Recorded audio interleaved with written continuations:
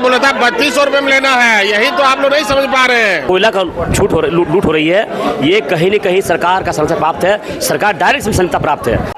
देखिए, झारखंड विधानसभा के शीतकालीन सत्र का आज तीसरा दिन है और सदन के बाहर अगर आपको दिखाएं तो तमाम एनडीए के विधायक, जो विपक्ष के विधायक है, वो सरकार से सवाल पूछ रहे हैं।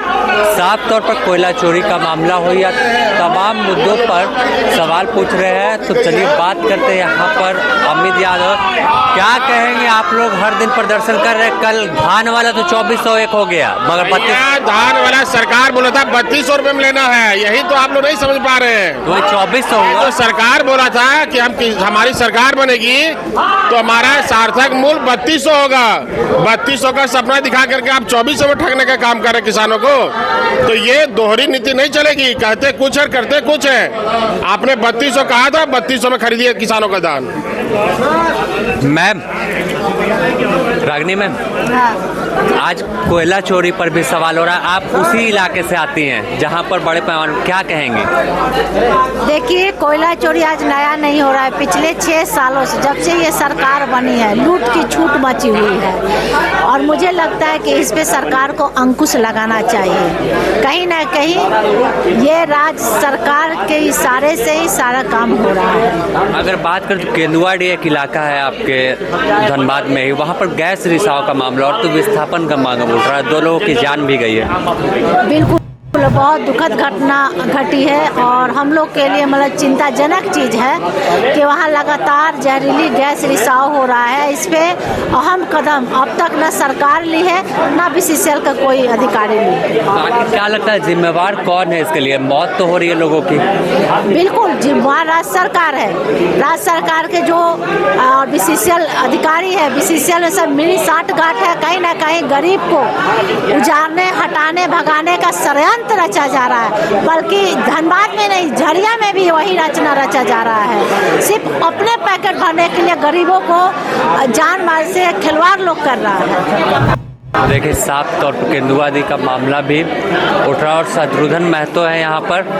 दादा, एक क्या कहेंगे, जिस तरह आज कोयला चोरी पर भी आप खूब आवाज बुलंद कर रहे हैं? सही बात है, लगातार आज किया, जब से सरकार बनी है, प्रदेश में सरकार बनी है, तब से लगातार क्षेत्र में खास धनबाद में जिस तरह से कोयला का लूट हो रही है, ये कहीं न कहीं सरकार का संरक्षण प्राप्त है, सरकार डायरेक्ट संरक्षण प्राप्त है। सरकार का डायरेक्ट पैसा इसमें आ रहा है। वहाँ के जो कोयला माफिया के द्वारा अवैध माइनिंग के तहत कोयला चोरी करके और डायरेक्ट उसका जो रॉयल्टी आ रहा है सरकार पर आ रही है। इसलिए लगातार मुखर होकर के इस बात को आवाज़ उठाने का काम करते हैं और सदन में बात उठाने का काम करते हैं। वहाँ पर जो पुलिस अधिकारी, उन पर भी कई बार सवाल आपके नेता प्रतिपक्ष प्रदेश अध्यक्ष ने भी उठाया, तो कैसा खेल वहाँ है? देखिए, हम लोग बात रख सकते हैं। हम लोग जो हमारे क्षेत्र में जिस तरह से व्यापक भ्रष्टाचार चला हुआ, व्यापक भ्रष्टाचार से लोग लिप्त हैं, आए दिन लगातार चोरी, हत्याएं, मर्डर, लूट खसोट आम बात हो गई है। चाहे वो ब्लॉक लेवल हो, चाहे प्रखंड लेवल हो, चाहे जिला लेवल हो, चारों तरफ लूट है, भ्रष्टाचार है। और अवैध माइनिंग का तो कहना ही नहीं। अवैध माइनिंग हमें लग रहा है वहाँ का प्रशासन द्वारा ठेका लिया हुआ है। वो लोग अपने आप एक कॉन्ट्रैक्टर के रूप में काम कर रहा है, वहाँ के लोगों को ठेका देकर काम करवा रहा है और डायरेक्ट उसका जो भी रॉयल्टी आ रहा है सरकार पहुँच रहा है। आरोप आप लोग पर भी कई बार लगा, चाहे आपके भाई सांसद जो ढुल्लू महतो हो, आप पर कि आप लोग अवैध माइनिंग वहाँ करवाते, कई बार सत्ता पक्ष के लोगों ने बोला। उन्होंने देखा, हमारा छोटे भाई भी जब विधायक हुआ करते थे, लगातार मुखर होकर के धनबाद के मामलों को मुखर उठाने का काम करते थे और इस मामले को लेकर, चाहे वो चोरी का मामला हो, लूट का मामला हो, जमीन लूट का मामला हो, लगातार मुखर होकर उन्हें बात होने काम कर रहा था। लेकिन सरकार उस पर किसी तरह से कोई ध्यान नहीं देती थी, न सुना करता था। आज भी वही सिलसिला जारी है, आज भी लूट खसोट का सिलसिला जारी है। अच्छा, ईडी की रेड भी अभी हुई थी हाल में कई इलाकों, कई ठिकानों पर धनबाद में। होना चाहिए, जो अवैध रूप से जो पैसा धन अर्जित कर रहा है उसमें ईडी होना ही चाहिए। क्यों नहीं होगा, एकदम होना चाहिए। इसमें हम भी सहमत हैं। जो आज काले कारनामे के तहत, काले कानून के तहत, काला कोयला में वहाँ पर लूट मचा हुआ, जिस तरह से हजार मायने खुली हुई है, सारे मायने में अवैध मायने के तहत आज हजारों लाखों करोड़ अरबों रुपया अर्जित कर रहा है, तो निश्चित रूप से ईडी होना चाहिए, जो सही बात है। तो इस मामले को आप लोग भाजपा में, केंद्र में आपकी सरकार, तो क्या मांग वहाँ तक पहुँचाएंगे? केंद्र तक मामला हमारे पार्टी के लोग, हमारे ऊपर शीर्ष नेता लोग उठा रहे हैं, लगातार इस मामला का विरोध कर रहे हैं। लड़ेंगे अवैध? निश्चित रूप से लड़ेंगे। कोयले खनन की मांग को लेकर मुखर होकर सदन से सड़क पर आवाज बुलंद करेंगे। और भी कुछ विधायक हैं यहाँ पर, राज सिन्हा है, धनबाद से ही आते हैं, तो बात करते हैं इनसे। कानून व्यवस्था देखिए यहाँ साफ तौर पर लिखा है, कानून व्यवस्था ध्वस्त, अपराधी मस्त। और खासकर अगर देखें कोयलांचल इलाके से आते हैं तो कोयलांचल का धनबाद कई गैंगस्टरों का गढ़ रहा है। तो बात करते हैं क्या कह रहे हैं। आरोपण केंद्र पर कर रही है, लेकिन मेरा कहना यह है कि ये जो हमारे रैयत हैं इस राज्य के, इन रैयतों की चिंता करना प्रथम कर्तव्य इस राज्य सरकार की है। और अगर केंद्र सरकार से कहीं गतिरोध है तो सरकार बात करे, केंद्र से बात करे, कैसे उनके रोजगार की, कैसे उचित उनको मुआवजा मिले, कैसे उनका उचित रोजगार हो, कैसे उनका उचित विस्थापन हो, नहीं हो तो उनको कैसे वहाँ पर गैस, एक से एक टेक्नोलॉजी आ गया है। यह सरकार की जिम्मेदारी बनती है कि वो उस गैस रिसाव को बंद करे, उसकी जांच करे और उसका प्रयास करे। आज भी ग्रामीण वहाँ रैयत जो है प्रदर्शन कर रहे हैं। बिल्कुल, रैयतों का मांग तो जायज़ है, रैयतों का मांग जायज़ है। और इसलिए आज मैं माननीय मुख्यमंत्री जी से, मैं यहाँ के मुख्य सचिव से भी मिलने की कोशिश करूँगा, मिलकर के इस विषय में बात करूँगा।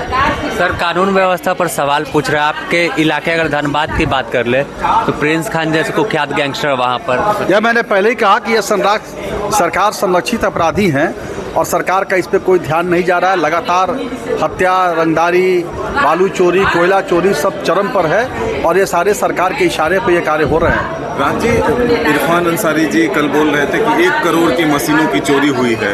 उनके ही पार्टी के विधायक कह रहे हैं कि 25 करोड़ के सामान की चोरी हुई है। क्या अभी तो भ्रष्टाचार में लिप्त है ये सरकार, इनके मंत्री।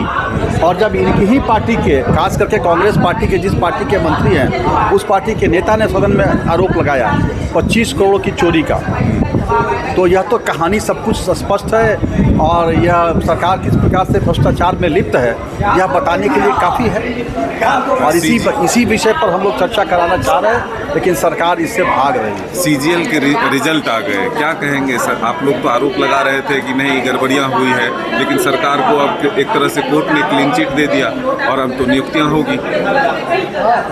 चलिए, हंसी आती है सरकार के इन बातों पे।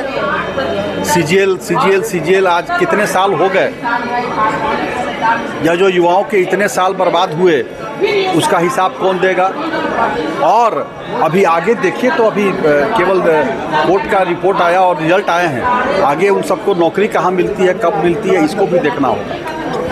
तो देखिए साफ तौर पर धनबाद से विधायक राज सिन्हा थे। और कोयला चोरी पर शत्रुघ्न महतो की बात करें, राज सिन्हा की बात करें या फिर रागिनी सिंह की, तमाम विधायक जो कोयलांचल को वो मुखर होकर आवाज़ उठा रही है। और खासकर विधि व्यवस्था की बात हो या फिर कोयला चोरी, उस पर सरकार को घेरने का काम कर रहे हैं। अपने सहयोगी संतोष के साथ Sameer, the news post, Ranchi.